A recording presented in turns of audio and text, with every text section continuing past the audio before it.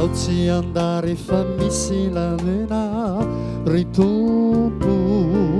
fa efa pareny fosaiko sy fanay ny anompo lazao zay tany ale fa intia vonona handeha ny tongotro ro de fa maiky aoky izany hamindra ampalalanao nahakaiky na lavy trindrindra Jesosy io intiao irao ao anao kairao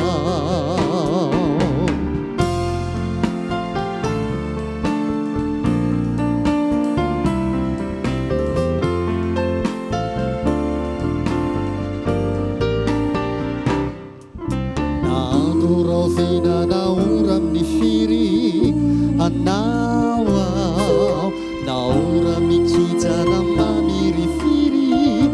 irao ao na efa libe fa azy foana fa tena mandeha na ambe fiarana ambe sarety tsy aoko e na iampindabakana de vedety ho ataoko e izaho tsy mahanda satria anao dia no maniraka ka irao ao Jesosy anao vonona hanao ny asanao naiza toerana le intiao tena vononao ny andeha ka irao ao Jesosy fanao vonona hanao ny asanao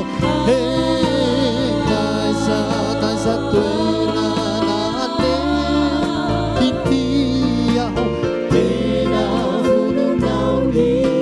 andeha ireny ao nasainao nandeha tany ampita nefaiko e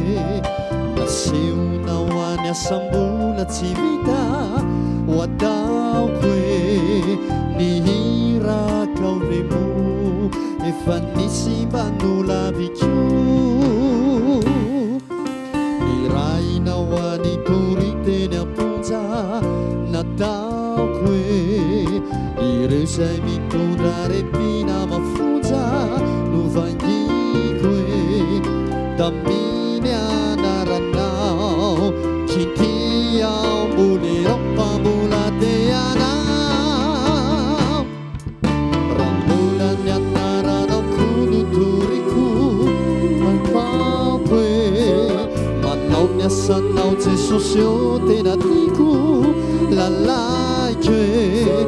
tsy mora nefa mo misy fifaliana tena soa raha misy milaza olo nadala tsy aoko e omeo asafonao ry tompo malalo ho ataoko e Jesosy io intiao anao ny asanao intiao irao